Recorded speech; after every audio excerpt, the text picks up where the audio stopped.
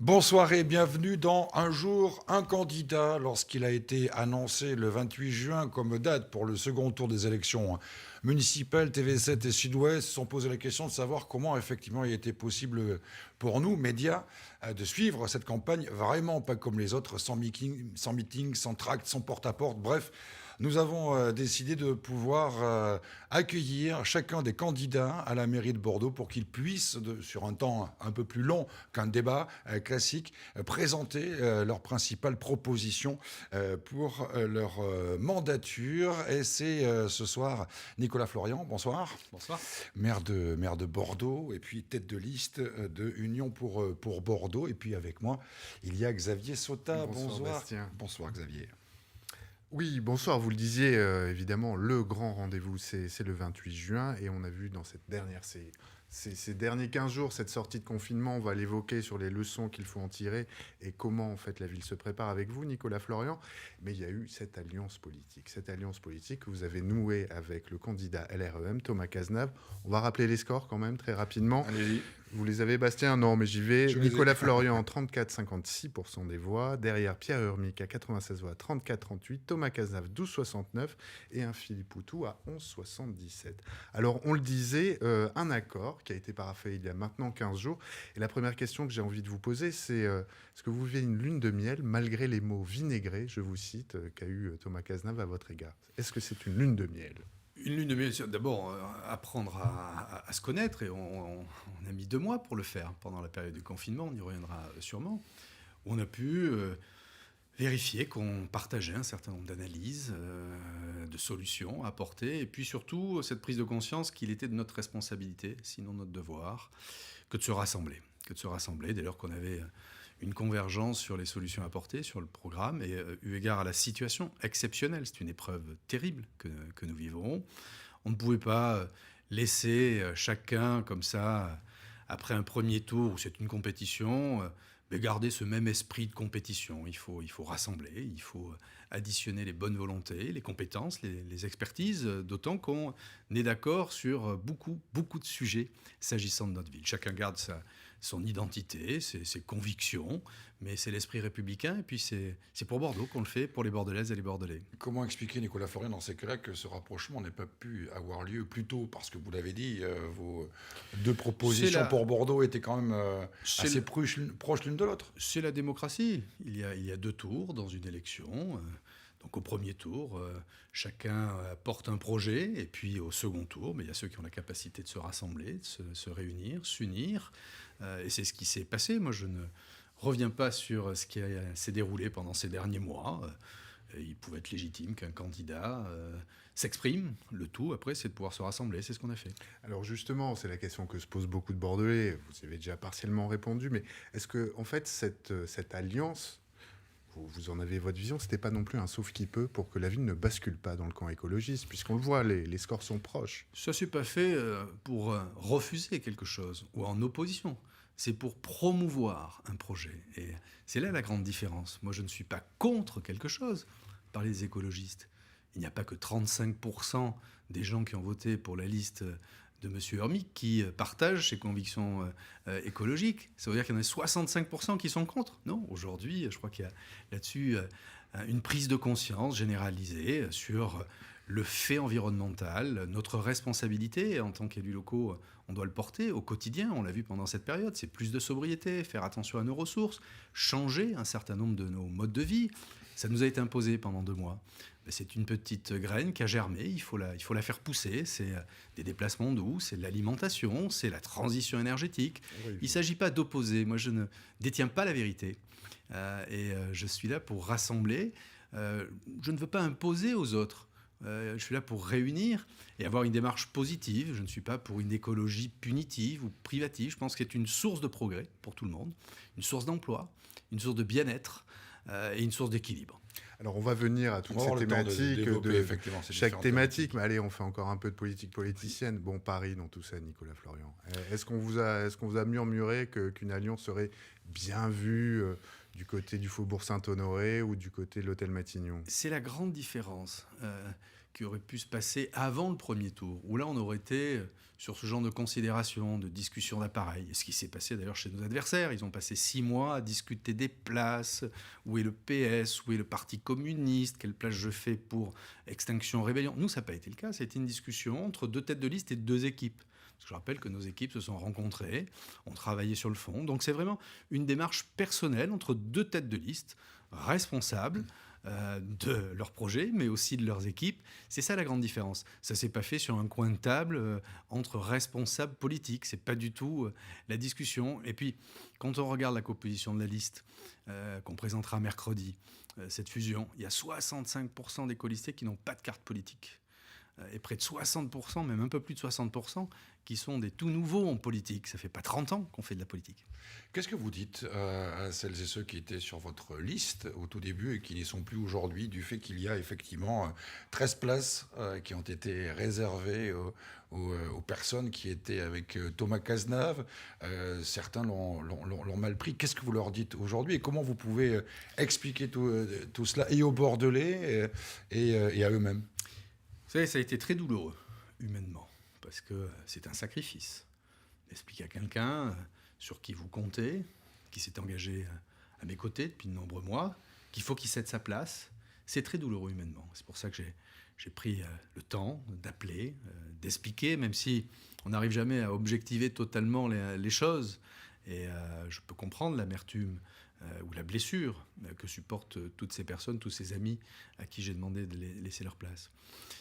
La façon la plus simple d'expliquer les choses, et je remarque d'ailleurs la grande dignité qu'ont eu les uns et les autres, c'est que quand on s'engage en politique, on ne le fait pas pour soi, on le fait pour les autres, pour un projet, pour un horizon, une vision de ce territoire.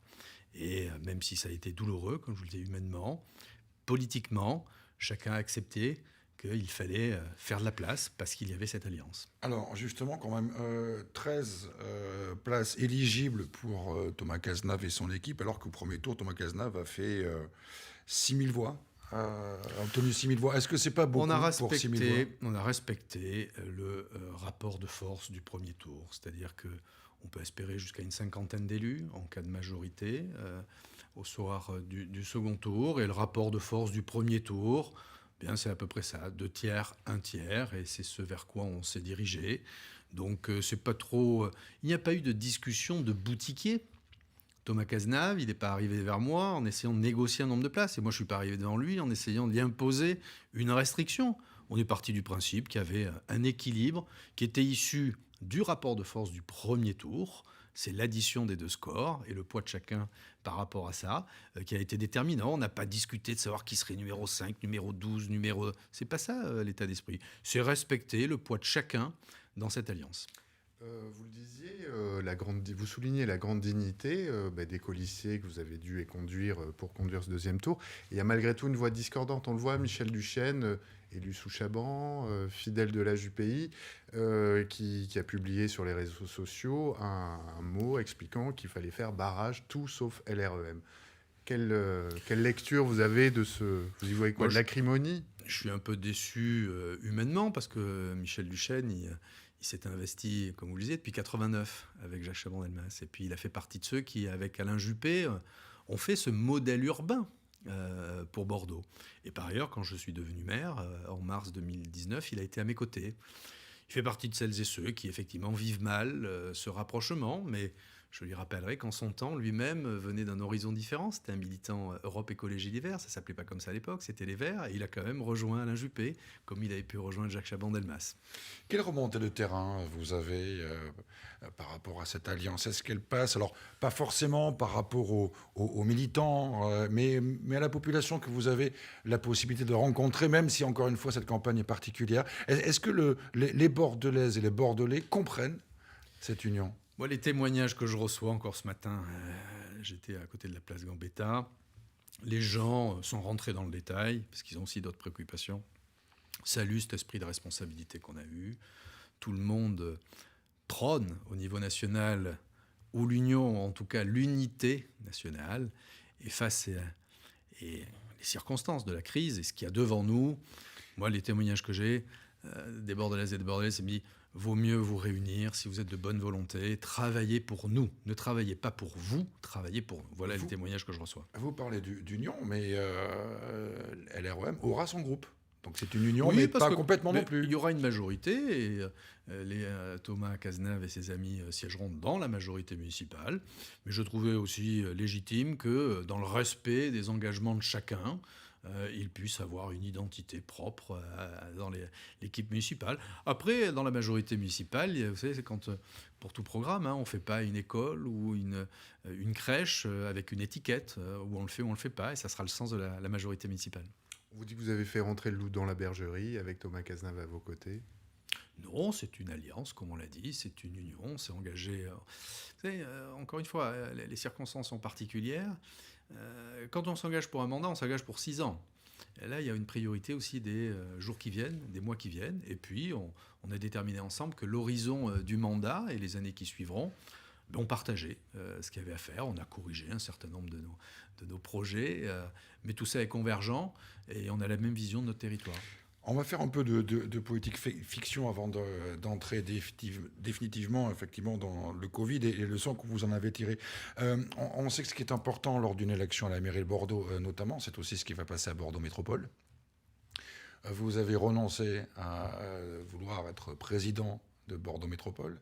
Qu'est-ce qui va se passer à Bordeaux Métropole? Est-ce que les élus LREM auront eux aussi un groupe? Est-ce qu'ils peuvent éventuellement, entre guillemets, devenir des sortes de faiseurs de rois? Est-ce que changer un petit peu l'équilibre de la cogestion? Voilà, qu'est-ce que ça peut vouloir dire?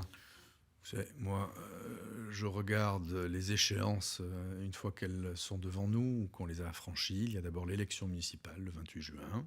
Je rappelle que à la métropole, ce n'est pas un scrutin direct. On le sera peut-être un jour où il y aura un vrai fait majoritaire avec une opposition et une majorité. Aujourd'hui, on est sur un scrutin indirect. C'est pour ça que jusqu'à maintenant, il y a eu la cogestion. Je trouve que la cogestion est un bon système. Alors, moi, je fais la part des choses entre la gouvernance. Il ne s'agit pas de se répartir les postes, mais au moins se mettre d'accord sur des projets structurants pour l'agglomération. C'est ce qu'on a toujours fait depuis Jacques Chaban-Delmas, avec Michel Sainte-Marie, avec Alain Rousset, avec Alain Juppé. Avec Patrick Bobet aujourd'hui. L'agglomération est d'abord une assemblée des maires. Plus tard, ça changera avec un scrutin direct.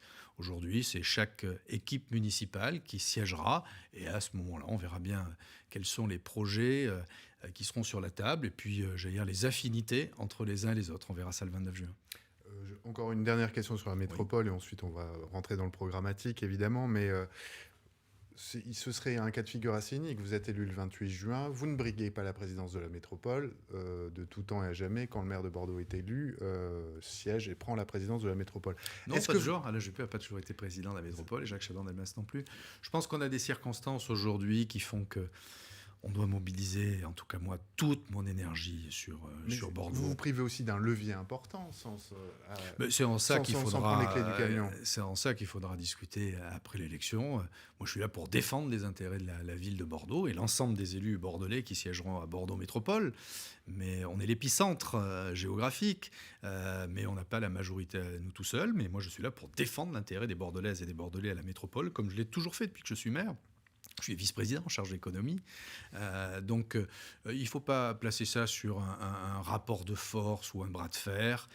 Il faut être positif. Moi, je suis là pour défendre les intérêts de ma ville, de mes habitants. Et on verra le moment venu comment ça se traduit à la métropole. Pas d'idée par rapport à celui qui pourrait effectivement prendre cette présidence? Une préférence peut-être pour vous? On verra ça après les élections municipales. Il y a les 2/3 des communes qui n'ont pas élu leur maire. Moi, je respecte le scrutin dans toutes les communes. Il y a 28 communes sur la métropole.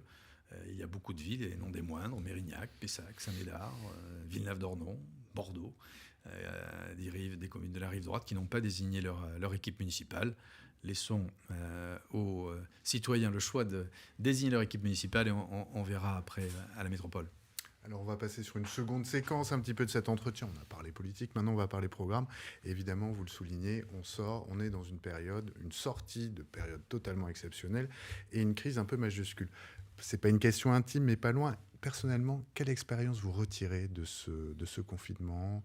Vous êtes aux affaires pendant ces 2 mois. Voilà, comment vous l'avez vécu? Moi, cette je distingue mon action de responsable municipal, de maire, où il a fallu être dans la réactivité, j'avais l'habitude de dire, les maires ont été en première ligne de la République. On a été les soldats de la République. Et puis, ce qui a été ma position personnelle, humaine, je ne veux pas rentrer dans mon intimité, mais pendant 2 mois, je n'ai jamais vu autant ma femme et mon fils que pendant cette période. Et on doit pouvoir aussi se poser et réfléchir à ce que c'est que le temps d'une vie.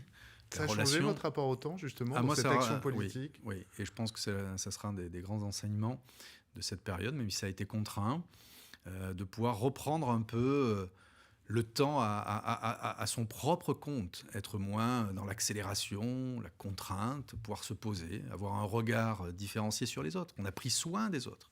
C'est formidable, cet élan de solidarité. Rien que le fait de prendre des nouvelles. On n'a jamais autant, les uns et les autres, pris son téléphone pour savoir si tout allait bien. Bon, donc ça, titre personnel, moi, ça m'a beaucoup marqué et je pense que ça a changé des choses. Et il y a l'humilité qu'on doit avoir par rapport à la situation. Puis voir des gens souffrir, c'est jamais agréable. Donc ça, moi, ça m'a beaucoup marqué. Mais je pense que ça a marqué l'ensemble des Françaises et des Français, et des Bordelaises et des Bordelais. Et puis, en tant que responsable, maire... Et là, on est en première ligne, comme je le disais. Il faut prendre des décisions qui sont des fois pas évidentes, des fois anticipées. Quand je prends la décision de doter les Bordelaises et les Bordelais de masques, quand je prends cette décision, je ne suis pas encore sûr de pouvoir les avoir. Quand on se prépare à ouvrir les écoles le 11 mai. Mais c'est un travail de proximité. Moi, je ne vous cache pas que j'ai resserré les décisionnaires autour de moi. Tous les jours, j'avais une cellule de crise avec l'administration, certains élus, pour être réactif, anticiper, et avec toujours en tête cette humilité de se dire que la vérité d'un jour ne serait pas celle du lendemain. On était tous dans l'appréhension de savoir si au niveau sanitaire les choses allaient bien se dérouler ou pas. Et puis, comme je vous le disais, c'est cette formidable énergie qu'on a pu dégager les uns et les autres. Et c'est ce qui me rassure, moi, pour l'avenir. Il ne faut pas avoir peur de l'avenir. Même si on sait que c'est difficile et que ça sera difficile et que les questions sanitaires doivent être la priorité. Il y a 30 000 personnes qui sont décédées. C'est énorme, je pense à tous ceux qui souffrent, tous ceux qui ont été marqués par ça. Mais cette énergie, cette mobilisation, c'est un facteur d'espoir pour l'avenir. Il ne faut pas avoir peur de l'avenir. On se souvient de vous lors de l'élection à la mairie de Bordeaux. Vous disiez, je ne veux pas rentrer dans le costume d'Alain Juppé, je veux pouvoir confectionner le mien. Est-ce que ces 2 mois de Covid, on peut dire que c'est quand même été un stage rapide et forcé, on va dire, vous a conforté dans vos capacités ou vous a rassuré par rapport à vos capacités à gérer une ville comme Bordeaux en des temps de crise comme celui-là? Ça m'a rassuré sur la capacité qu'on a collectivement dans l'équipe municipale de faire face à cette situation. Et puis moi, ça m'a conforté dans l'idée que j'aime ce que je fais. Et que si je le fais, c'est aussi pour les autres, pour la ville. Et que c'est passionnant. C'est passionnant. C'est prendre des initiatives, corriger le tir quand il y a besoin, parce qu'on ne fait jamais tout bien. Moi, je ne suis pas celui qui va vous dire que j'ai la vérité absolue. L'un des enseignements de la crise, enfin les deux, c'est qu'il faut de l'humilité, mais il faut aussi déployer de la puissance. Et moi, la volonté dans l'action politique doit être au-dessus de tout. Et c'est pour ça qu'il a fallu bousculer. Et je veux dire que là-dessus, moi, ça m'a fait mûrir aussi sur cette capacité à un moment ou un autre d'entraîner les choses et de ne pas toujours subir ou suivre une forme de lourdeur administrative ou réglementaire.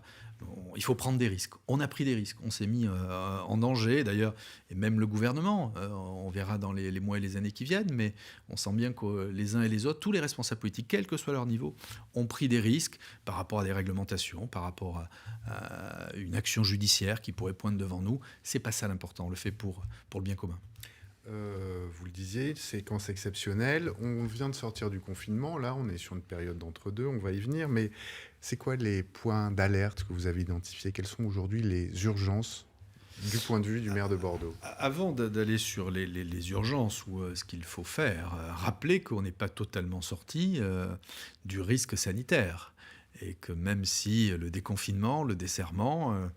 va aujourd'hui vers l'assouplissement et c'est heureux. Je rappelle quand même qu'il faut toujours respecter les mesures de distanciation, que partout où on vous demande de porter le masque, il faut le porter et il ne faut pas qu'il y ait trop de relâchement, même si je sens que les gens ont besoin de respirer. Et puis, vous voyez, pareil, parmi les enseignements, c'est éprouvant de s'adresser à quelqu'un dont on ne voit pas le visage. Ça marque ça marque les personnes. Donc je comprends cette envie de pouvoir faire sauter l'armure et de ne plus avoir de masque. Mais parmi les dangers que j'ai identifiés, ça serait une trop grande dispersion et de ne pas respecter les gestes barrières, parce qu'on ne sait pas ce que peut devenir la maladie dans les mois ou les semaines qui viennent. Sur les urgences plus collectives, il y a d'abord l'emploi. Comment sommes-nous capables, pas simplement à l'échelle de Bordeaux, mais c'est l'échelle nationale, européenne, j'ai bien écouté le président de la République hier, comment nous sommes capables de passer d'une situation d'urgence, où on soutient, à une situation de relance et de rebond. Comment on maintient l'emploi, parce que quand on parle de développement économique, derrière, c'est des hommes et des femmes qui travaillent. Donc c'est qu'est-ce que l'on fait en termes d'industrialisation. On parle beaucoup de relocalisation. Ça doit être une urgence. Comment on est capable... Nicolas Fleuriot, maire de Bordeaux, vous faites quoi sur ce sujet? Mais là, déjà, c'est quoi votre feuille de route? La feuille de route, c'est de pouvoir actionner un certain nombre de leviers financiers pour permettre aux gens d'investir. Ce matin, j'avais une réunion avec le président Bobet sur le devenir du site de Ford.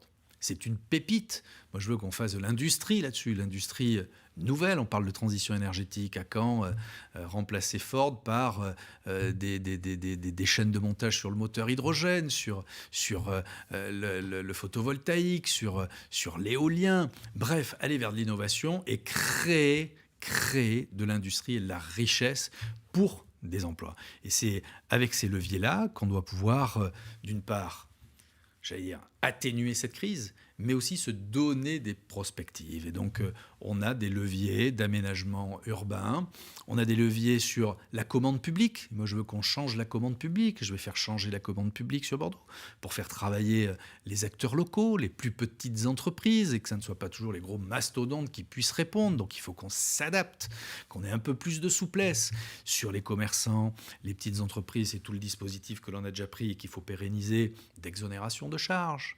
d'ouverture, un peu plus de souplesse dans l'occupation du domaine public, et puis favoriser l'innovation et l'investissement. C'est pour ça qu'on portera dans quelques jours, dans quelques semaines, avec Bordeaux Métropole, un projet de prêt, mais vers l'investissement.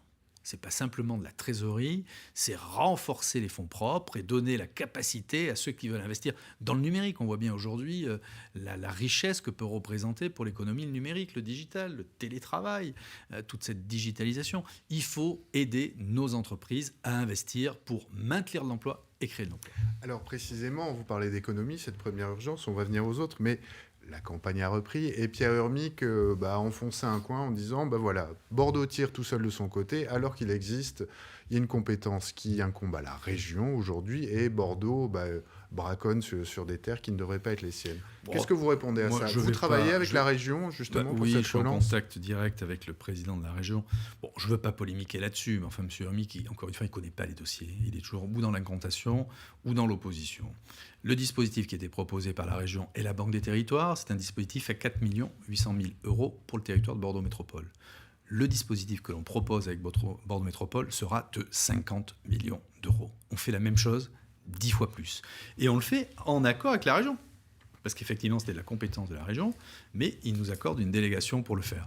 Donc c'est vraiment un combat d'arrière-garde qui ne sert à rien et sur lequel, s'il connaissait un petit peu mieux ces dossiers, il saurait qu'on va dans le bon sens. Nicolas Fleuriot, justement par rapport aux chances de Bordeaux concernant ce que vous venez d'évoquer, le fait que Bordeaux soit plutôt assez active en matière de start-up, avec le côté French Tech, etc.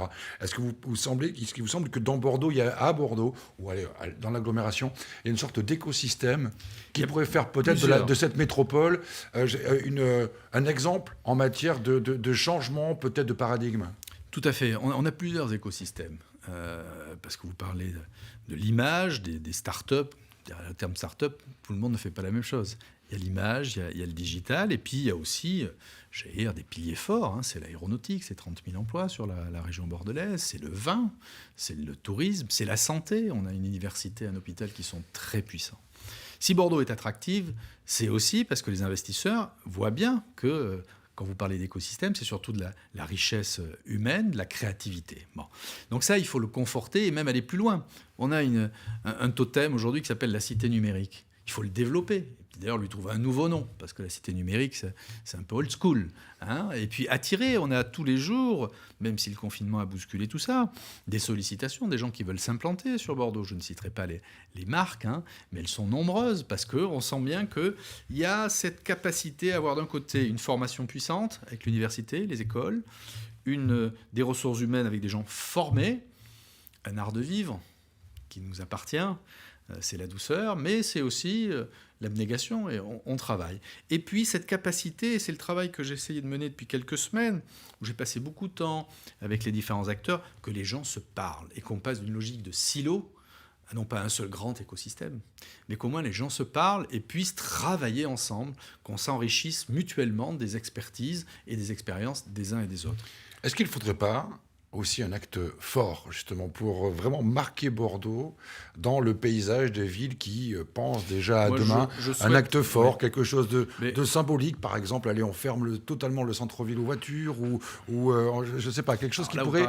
On s'écarte du... Non, mais là, on parle d'art de vivre. Un acte fort. Bien sûr qu'à terme, et aujourd'hui, c'est 27% d'utilisation de la voiture en centre-ville. Et on a le plus grand secteur piétonné ou à borne d'accès de France. Et pareil, on est la 6e ville cyclable de France.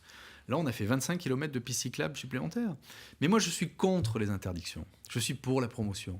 Et tout favoriser pour les mobilités douces, alternatives, oui.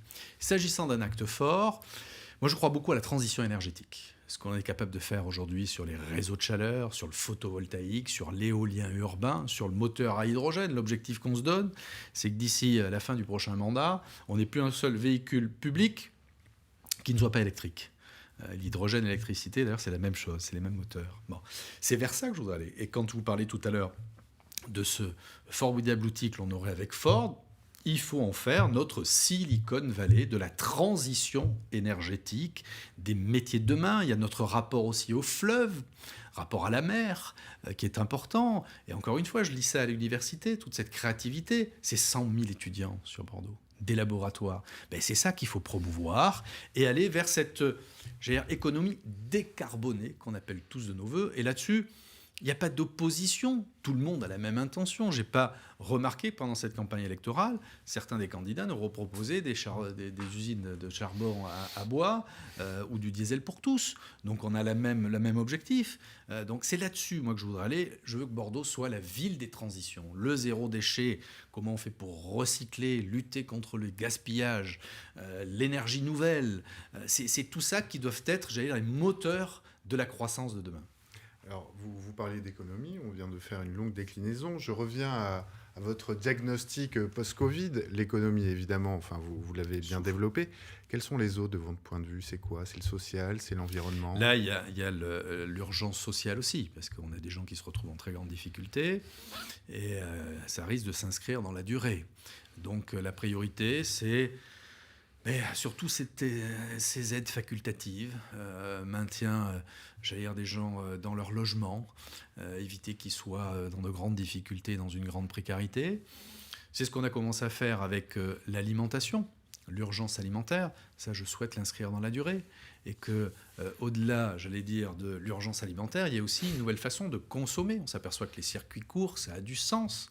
Moi, je n'arrive pas à me résoudre qu'une tomate de Marmande fasse 600 km pour aller à Rungis pour revenir dans une assiette bordelaise. Ça, on a réussi à le faire pendant la crise. Et c'est ce vers quoi il faut aller. Et je pense aussi, en termes de fragilité, à nos jeunes. Et je veux lancer, par exemple, sur la ville, l'augmentation de l'apprentissage, des contrats de professionnalisation, parce qu'on sent bien qu'il y a un retrait du monde économique par la force des choses. C'est aussi à nous à mieux former et assurer, un levier, un marchepied à toute cette jeunesse. Ça passe aussi par des logements de qualité pour eux, mais surtout une grande formation pour eux. Mais l'urgence sociale, elle est là. Elle n'est pas derrière nous, hein. Elle a été derrière nous. Elle est là.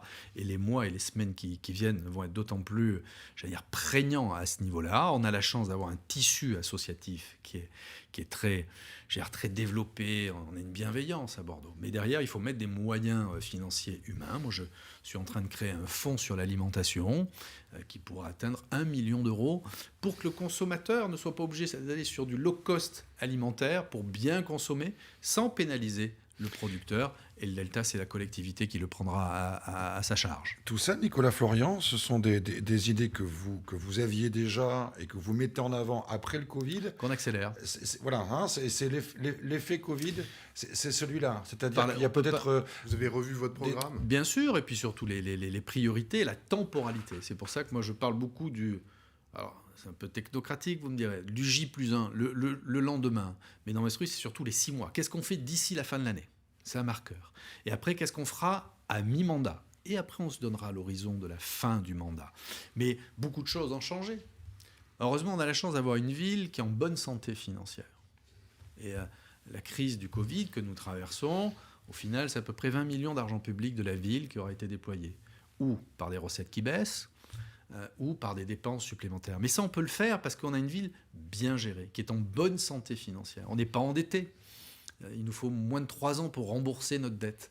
Chaque année, moi j'ai une épargne, 20 millions d'euros, qui jusqu'à maintenant avait servi pour désendetter la ville. Mais cet argent, moi je vais le mettre sur la table pour favoriser justement cet accompagnement social, favoriser la créativité de richesse et d'entreprise, et d'aller vers une transition énergétique et écologique encore plus accélérée que ce qu'on avait imaginé à un moment. Justement, la transition écologique, vous le disiez, personne n'a le monopole aujourd'hui de l'écologie, puisque... Et puis personne n'est contre. Hein. Oui.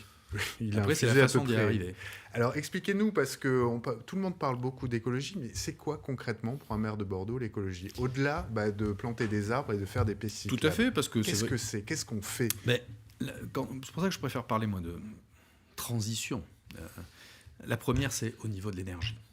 Qu'est-ce qu'on est capable d'avoir comme énergie renouvelable et sortir d'une énergie fossile ? C'est ce que l'on fait avec les réseaux de chaleur, quand on va puiser la chaleur dans le sol. C'est ce qu'on fait avec le photovoltaïque. Je rappelle que l'aménagement d'une ferme urbaine photovoltaïque sur la Barde, ça sera la fourniture de l'équivalent de 20 000 personnes en énergie solaire.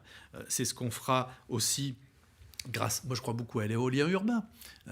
Donc toutes ces modernisation et éolien urbain, est-ce qu'on va avoir des éoliennes comme on peut les voir dans nos campagnes ? On est en train de faire une expérimentation avec une jeune entreprise bordelaise. C'est-à-dire on n'aura pas des mâts de ce sont 15 des mètres de éoliennes haut horizontales qui se mettent au-dessus d'un immeuble. C'est moins grand qu'une antenne téléphonique, ça fait à peine 1,50 m ou 2 mètres. Vous connaissez le tabou de la hauteur à Bordeaux. Tout à fait. Donc là, la révolution écologique, elle doit être là, faire la sobriété, mieux préserver nos ressources, trouver des ressources renouvelables. C'est pour ça que la politique sur les déchets est essentielle. Trop de gaspillage, trop, d'emballages qui ne servent plus à rien. Et il faut créer derrière une économie. C'est pour ça que moi, je milite et on présente un projet de réutilisation. Quand on voit que sur une déconstruction, il y a plus des 2/3 des matériaux de construction après la démolition qui ne sont pas réutilisés. Il faut les réutiliser. Il y a toute une économie à trouver là-dessus, sur l'isolation énergétique. Pareil, c'est ça la véritable transition écologique, plus que même si c'est essentiel, la végétalisation. Bien sûr qu'il faut revégétaliser notre ville. On a une ville de pierre, c'est notre histoire, c'est notre patrimoine. Mais avec ce changement climatique, il faut des îlots de fraîcheur. On y travaille, on n'a pas assez fait sûrement. Mais bien sûr qu'il faut s'engager pour faire plus. Mais il y a toutes ces politiques structurelles sur ce qui est une vie au quotidien, mais qui est une vie d'ensemble, l'énergie notamment.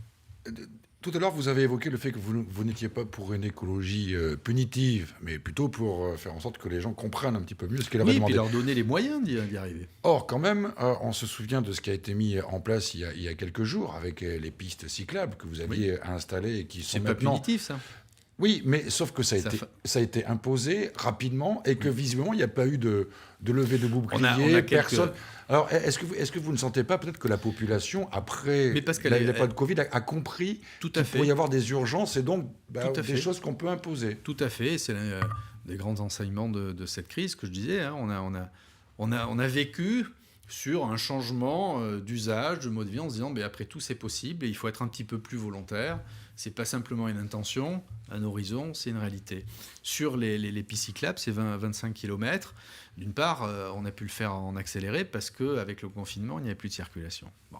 Après, il y a 2 ou 3 points à corriger, notamment sur les boulevards, parce que c'est un facteur aussi de difficulté de circulation. Mais on va y arriver. Et puis, il faut le développer. C'est comme le cheminement piéton. Aujourd'hui, le mode de déplacement le plus utilisé à Bordeaux, c'est la marche à pied. Il y a près de 50% des déplacements qui se font par la marche à pied. Donc, c'est là-dessus aussi qu'il faut aller.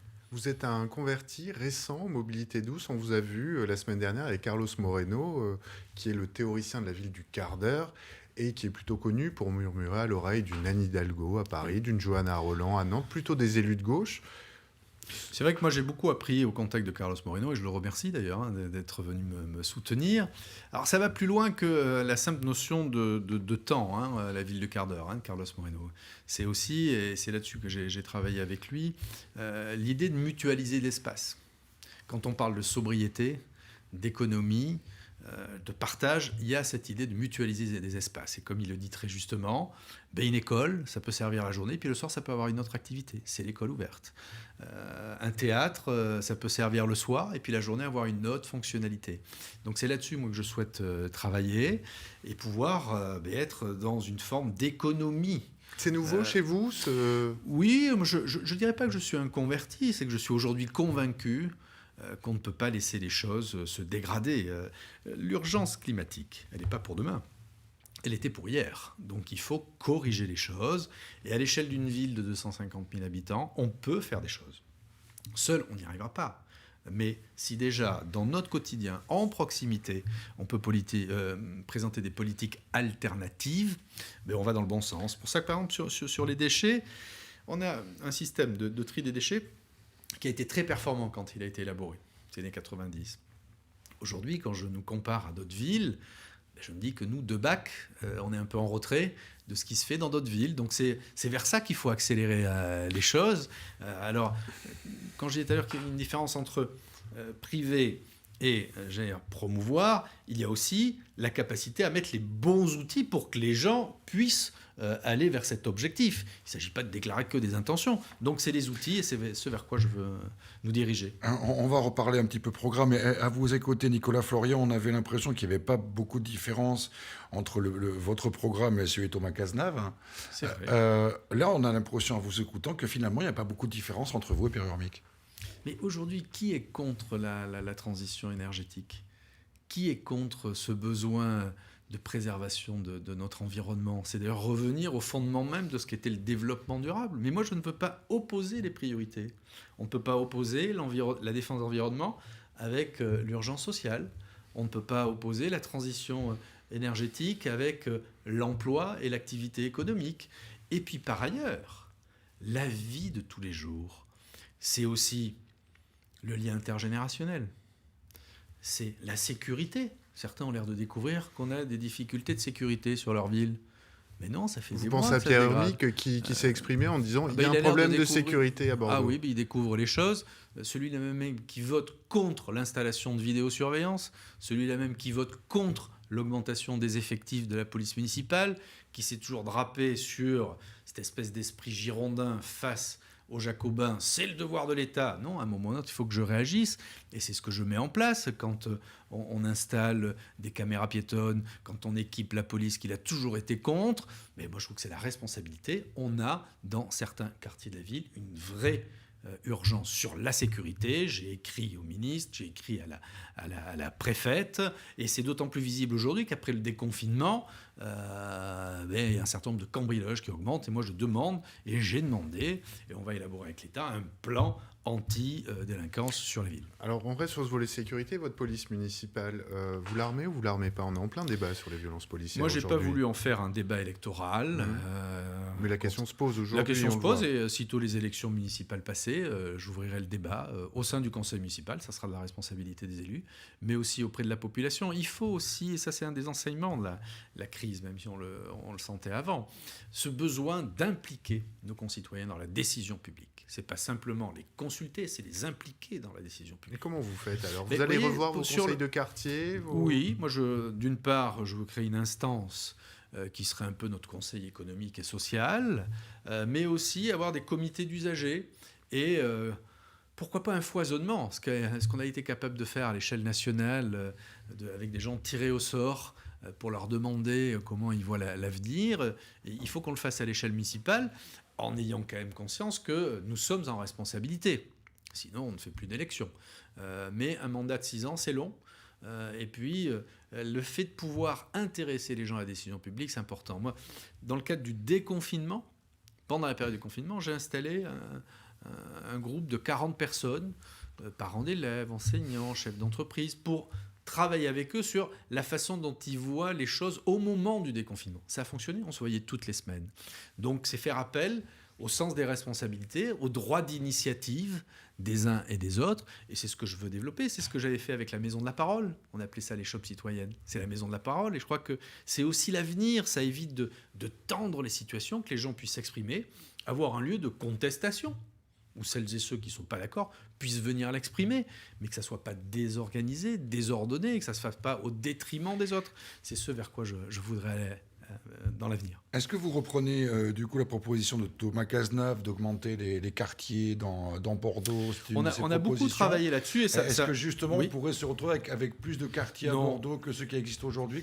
C'est là où on a beaucoup travaillé ensemble et qu'on s'est enrichis mutuellement. C'est qu'il n'y a pas simplement la logique administrative de dire il faut 2 fois plus de quartiers. C'est ce qu'on a vu vendredi, et Thomas Cazenave était à mes côtés avec Carlos Moreno. C'est-à-dire, c'est ça aussi la ville du quart d'heure. C'est qu'il y a les 8 quartiers administratifs, mais après, il y a les bassins de vie. Comment on organise la vie sur un territoire qui va au-delà du découpage administratif. On ne reverra pas le découpage administratif. C'est avoir une vision, je l'avais dit pour le premier tour, une vision polycentrique de la ville. Pendant 20 ans, on a travaillé collectivement, et j'y ai participé, à ce projet d'extension du centre. C'était ça le projet de 1995. Bon, je pense qu'aujourd'hui, on doit revoir ça et être sur un développement plus polycentrique, faire des centres dans la ville où toutes les fonctionnalités d'une ville doivent être à proximité. C'est mieux pour les déplacements, c'est mieux en termes de lien social. Moi, j'avais beaucoup travaillé, et je continue à le faire, sur la lutte contre l'isolement et la solitude. Quoi de plus noble que de pouvoir mettre en situation des voisins qui n'ont pas l'habitude de se voir parce que, par leur habitude de travail, leur habitude de consommation, ils ne vivent pas dans le même secteur. C'était aussi le sens du projet sur les boulevards et les barrières. Et là-dessus, avec Thomas Cazenave et ses équipes, parce qu'encore une fois, ce n'a pas été qu'une discussion entre 2 leaders sur un coin de table. On a partagé ça avec nos équipes et on s'aperçoit que là-dessus, on a des choses à faire ensemble. Girondin?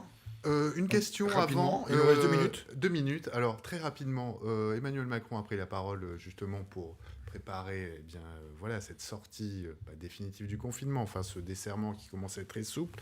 Est-ce que les écoles seront prêtes le 22 juin prochain, Nicolas Florian? Comment allez-vous faire? Est-ce que vous serez au rendez-vous? Il va falloir. Comme on l'a été le 11 mai et le 25 mai, même si on n'a pas pu répondre à toutes les demandes pour le 25 mai. Je ne vous cache pas que j'avais un peu anticipé les choses depuis le milieu de la semaine dernière en disant que parmi les pistes que pouvait ouvrir le président de la République, il y avait celle de ce retour à l'école, et je pense qu'il a eu raison de le faire, parce qu'au-delà du fait qu'on puisse permettre aux parents de reprendre une activité, c'est lutter contre le décrochage scolaire.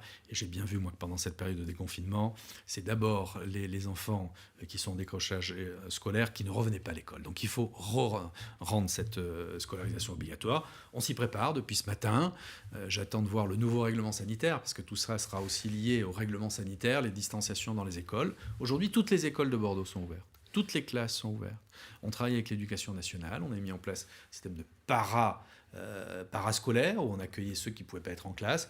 Il s'agit maintenant de réaccueillir le maximum d'élèves, et c'est l'objectif que j'ai donné à mes adjoints et à mon administration depuis ce matin. Alors, dernière question, Nicolas Florian. Il y a quelques jours, on s'en souvient, vous montiez un peu au créneau concernant la situation des Girondins. Où est-ce qu'on en est? Est-ce que finalement vous avez pu rencontrer King Street? Est-ce que vous avez pu mettre tout le monde autour d'une table? Comment ça se passe? J'ai un échange de courrier avec les responsables de King Street, où contrairement à ce que j'ai pu lire ici ou là, ils n'ont pas dit on vous rencontre pas, monsieur le maire. Ils m'ont dit avec plaisir, je suis prêt à vous le transmettre, le courrier.